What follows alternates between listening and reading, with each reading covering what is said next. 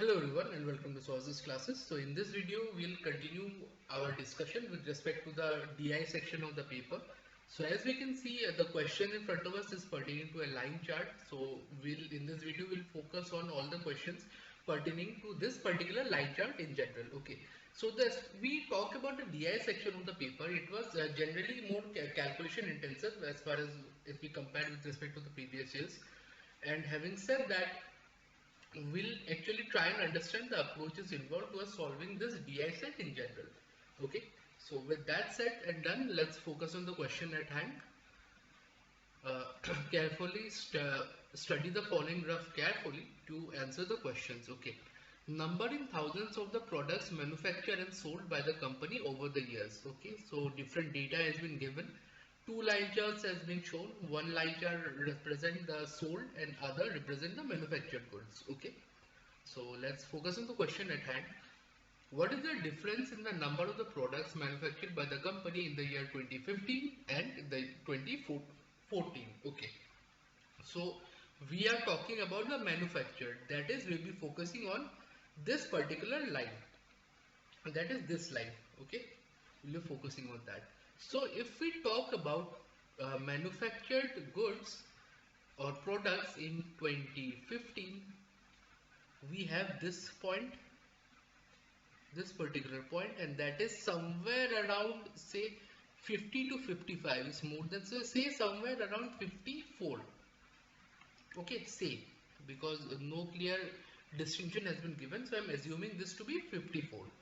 And again, if we talk about the manufactured of 2014, so 2014 would be this. It is somewhere around near 50, so let me assume this is something around 49. So 49. Okay, so now if we talk about the difference of the same, okay, okay, so these are in thousands, mind you. Okay, in thousands, 49,000. Okay, so now if we talk about the difference of the same, will be manufacture 2015 minus manufacture 2014, that being 54,000 minus 49,000, that is 5,000. So 5,000 would be our answer, or option 5. I hope this is clear to you how we came about with the solution of the same. So having said that, let's move on to the next question. Yeah, so the next question, the number of products sold by the company in the year 2010 is what percent of the number of products manufactured in that year by the company in that year. Okay, so 2010, so 2010 being this data and this data. Okay, so manufactured in 2010 is manufactured is 35,000 unit, and sold in 2010 is 25,000 unit, these 2 points. So number of products sold by the company in 2010 is what percent of the manufacture in that time. So we need to find out 25 is what percent of 35. So all we have to do is basically 25,000 by 35,000 into 100. So this is 5 by 7. Okay, 5 by 7. So we know 7 into 100. We know 7 sevens are 49. So it is more, slightly more than 70%.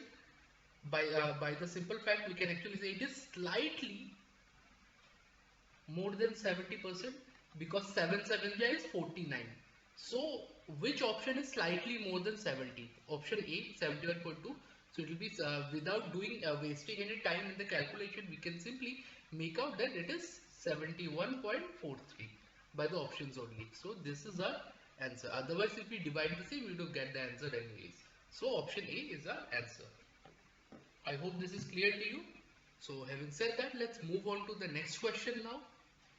So this question is particularly talking about the percentage increase. Okay, So what percentage increase in the number of products sold by the company in the year 2012 to the previous year?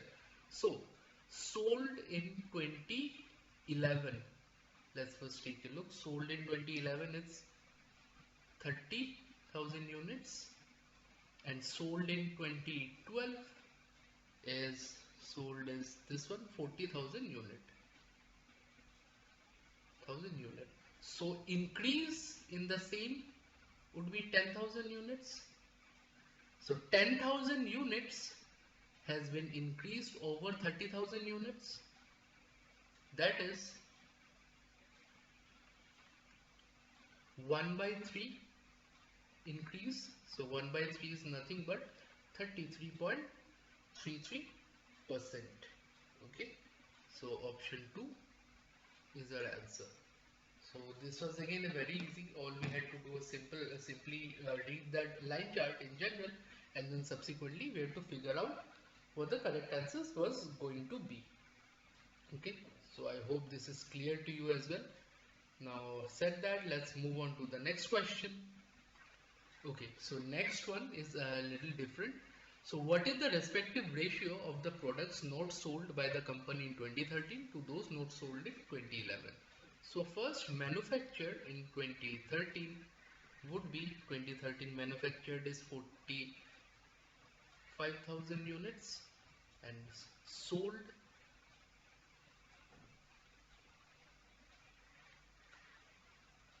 2013 is 40 to 42,500 units. So not sold 2013 will be manufactured 2013 minus sold 2013. Okay, I hope this is clear.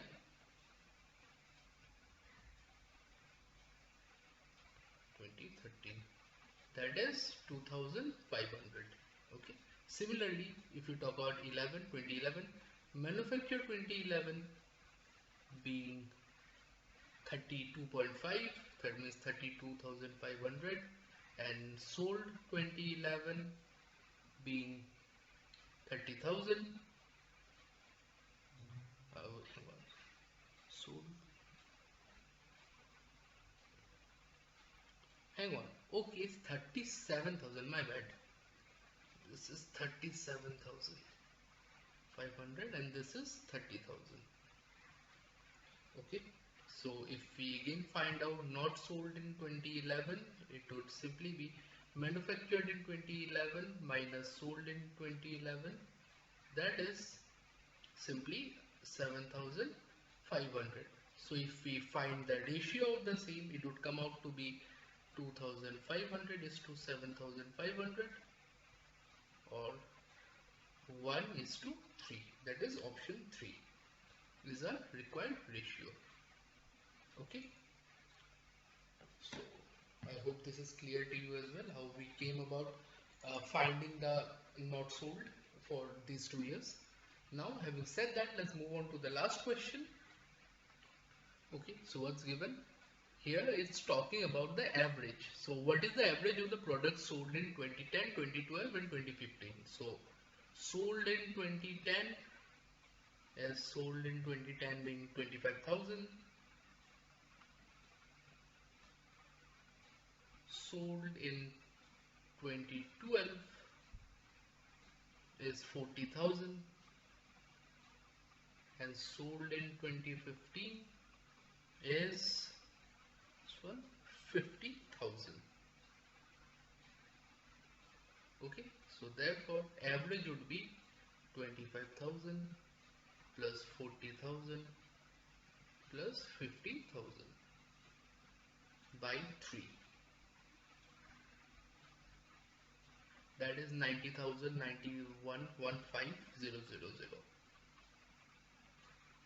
by 3, divide 3 3s are 9, 28 are 24, 333.331, so 33%. So option 3 is our answer. Okay, so I hope this is clear to you how we came about with the solution of the same. So in case you're having any kind of doubt regarding to the processes involved in which we solved all the questions here, kindly go through the solution of all the questions pertaining to the DI and try and understand the process involved towards the solution of each and every one of these. So having said that, if you are looking for the full solution of the paper pertaining to this examination, kindly go to the description section of the video and contact us from any of the design medium, be it our website, be it our email ID, or be it our numbers on which you can call, text or WhatsApp us, so that you can get the fully solved examples of fully solved paper in general. Okay. So having said that, in case you like the video, make sure you like, share and subscribe to the channel so that we can keep coming up with relevant content such as this. We'll continue our discussion with respect to the questions of this examination in the subsequent videos as well. And having said that, I believe all the things are clear. One thing, kindly go through the questions discussed in the video and try and solve this question on your own for a better understanding. So with that said, I'm signing out. Thank you.